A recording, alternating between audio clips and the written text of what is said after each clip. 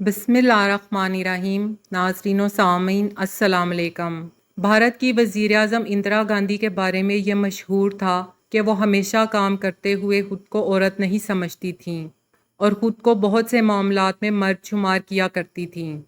اپنے ایک مضمون Indira Gandhi gender and foreign policy میں میری سی کارس نے لکھا، اندرا گاندھی نے اپنے سیاسی طرز عمل میں شاذ و نادر ہی کسی عورت کی نسوانی خصوصیات کو ظاہر کیا تھا۔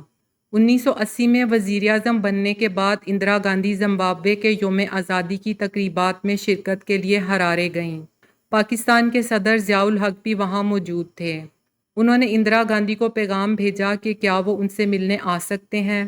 نٹور سنگھ اپنی کتاب walking with lines tells from a diplomatic past میں لکھتے ہیں کہ ضیاء الحق نے کہا کہ وہ اندرا گاندھی سے ملنے آئیں گے۔ یہ ایک سادہ سی ملاقات تھی۔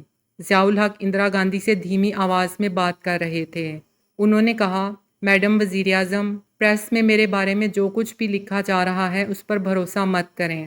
اس پر اندرا گاندھی نے طنزیہ جواب دیا کہ بالکل نہیں جناب صدر، پریس والے کچھ نہیں جانتے، اس لیے وہ آپ کو ڈیموکریٹ اور مجھے ڈکٹیٹر کہہ رہے ہیں۔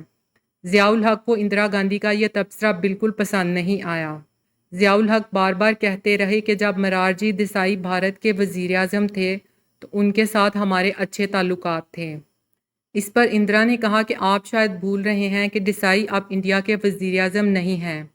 جاتے وقت جنرل ضیاء الحق نے اندرا گاندھی کو پاکستان پر ایک کافی ٹیبل بک پیش کی۔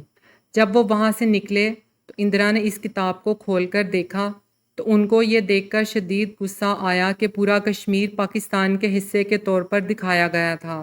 انہوں نے فوراً یہ کتاب پاکستان کی وزارت خارجہ کو واپس کرنے کا حکم دیا۔ کہا جاتا ہے کہ نہرو کا غصہ پوری دنیا میں مشہور تھا، لیکن وہ تھوڑی دیر میں پرسکون ہو کر سب کچھ بھول جاتے تھے۔ لیکن اندرا گاندھی کے ساتھ ایسا نہیں ہوتا تھا۔ وہ ایسے لوگوں سے رنجش رکھتی تھیں جنہیں وہ زندگی بھر بھی پسند نہیں کرتی تھیں اور بھولتی نہیں تھیں۔ اگر آپ کو زینب نامہ کی ویڈیوز پسند آ رہی ہیں تو انہیں لائک کریں، شیئر کریں، کمنٹ کریں اور مزید آنے والی ویڈیوز کے لیے چینل کو سبسکرائب ضرور کریں۔ شکریہ۔